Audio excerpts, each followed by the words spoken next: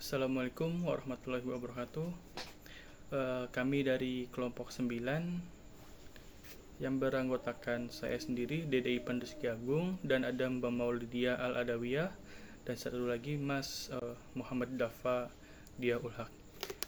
Di sini kami akan menjelaskan tentang filsafat ekonomi kapitalis. Nah, yang akan menjelaskan pertama kali itu Mbak Maulidia. Kepada Mbak Maulidia dipersilahkan. Filsafat ekonomi kapitalis. Sistem ekonomi kapitalis adalah sebuah sistem ekonomi yang memberikan kebebasan kepada masyarakat untuk mengatur ekonomi mereka, masing-masing sesuai dengan mereka inginkan dan butuhkan. Selanjutnya ada prinsip ekonomi kapitalis. Yang pertama ada individualis. Filsafat kapitalis menekankan pentingnya kebebasan individu dan kepemilikan pribadi. Dalam pandangan ini, individu dianggap sebagai yang bertindak untuk kepentingan pribadi mereka sendiri. Pandangan ini seringkali yang mengedepankan hak individu dan rasionalis. Yang kedua ada rasionalitas ekonomi. Dalam ekonomi kapitalis, diasumsikan bahwa individu bertindak rasional, yakni mereka membuat keputusan berdasarkan pertimbangan untuk memaksimalkan keuntungan atau kepuasan pribadi. Yang ketiga, ada kebebasan pasar. Kapitalisme mendukung kebebasan pasar dan persaingan sebagai mekanisme utama untuk alokasi sumber daya. Prinsip ini sejalan dengan ide-ide filsafat liberal klasik yang menekankan pentingnya kebebasan ekonomi dan pasar bebas dari campur tangan pemerintah.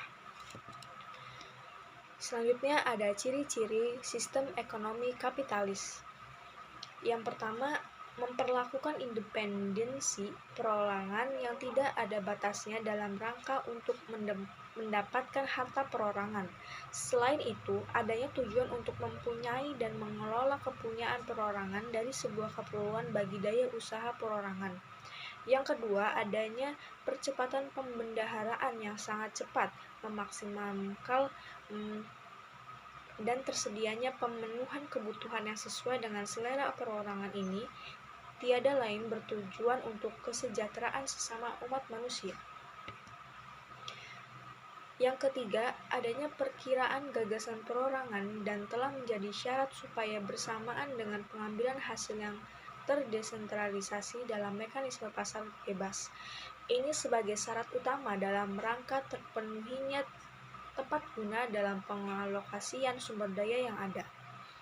Yang keempat, adanya pernyataan kepuasan personal dari semua kalangan yang secara otomatis kebutuhan sosial bersama bisa terpenuhi. Ada kelebihan konsep kapitalis. Yang pertama, ada kerja keras amat dihargai dalam ekonomi kapitalis. Yang kedua, para produsen akan berlomba-lomba dalam menciptakan barang-barang dengan kualitas terbaik. Yang ketiga, dalam memanfaatkan sumber-sumber daya yang ada dan distribusi barang-barang lebih efisiensi dan lebih efektif. Yang keempat, daya cipta masyarakat menjadi lebih baik dan lebih tinggi. Ini disebabkan oleh masyarakat yang benar-benar diberikan kebebasan untuk melakukan segala hal yang baik. Lalu yang kelima, salah satu kekuatan ekonomi kapitalis adalah konsumen bisa menguasai pasar. Ada kelebihan dan juga ada kekurangannya. Kekurangannya yaitu adanya kapitalisme dapat menimbulkan persaingan tidak sehat. Yang kedua, kapitalisme seringkali menimbulkan beberapa akibat dari kegiatan produksinya. Salah satunya adalah kerusakan lingkungan. Yang ketiga, laba benar-benar menjadi satu tujuan bisnis utama dan pada akhirnya bisa mematikan perusahaan-perusahaan kecil yang ada. Yang keempat, para produsen menginginkan produksi yang efisien sehingga orang-orang tidak mampu disingkirkan yang pada akhirnya menjadi pengangguran. Yang kelima, adanya harta kekayaan dan kekuasaan hanya bisa dikuasai oleh sebagian kecil orang. Kapitalisme menurut para tokoh. Yang pertama ada Adam Smith mendefinisikan kapitalis sebagai sebuah sistem ekonomi bercirikan kepemilikan perorangan atas perkakas produksi distribusi, dan pendayagunaan untuk mendapatkan keuntungan dalam keadaan yang kompetitif. Menurutnya, kepentingan pribadi merupakan kekuatan untuk mengendalikan perekonomian dan semua proses yang dijalankan akan menuju ke arah kemakmuran bangsa, yang seolah-olah individu didorong dengan tangan tak terlihat, the invisible hand, yang mendorong mereka untuk maju. Yang kedua ada dari Max Weber, mendefinisikan kapitalisme adalah sebuah cara produksi komoditi yang berlandaskan kerja berhonorarium untuk dipasarkan dan sebagai sistem produksi. Komoditi berdasarkan kerja berupa untuk dijual dan diperjualkan dalam rangka mendapatkan laba. Kapitalis menurut Karl Marx mendefinisikan kapitalisme sebagai corak atau introduksi golongan kapitalis. Adapun corak yang kaum kapitalis sadari adalah dimotivasi oleh pemikiran pola ekonomi dalam rangka menumpuk kekayaan. Konsep kapitalis bagi Marx merupakan suatu formasi masyarakat kelas dan didistruksikan dengan aturan eksklusif, yang mana manusia dikonfigurasi untuk pabrikasi dalam kebutuhan hidup. Ada kapitalis menurut Ayn Rand, mendefinisikan kapitalisme sebagai suatu sistem sosial yang berlandaskan pada pengakuan atas hak-hak personal, termasuk hak milik, di mana semua kepemilikan adalah eksklusif. Baik, selanjutnya itu ada teori invisible hand. Teori invisible hand yang diperkenalkan oleh Adam Smith dapat dalam karyanya The Wealth of Nations menjelaskan bagaimana tindakan individu yang mengejar kepentingan pribadi dapat menghasilkan yang bermanfaat bagi masyarakat secara keseluruhan. Beberapa aspek dari filsafat dari teori ini adalah yang pertama itu optimisasi melalui kepentingan pribadi.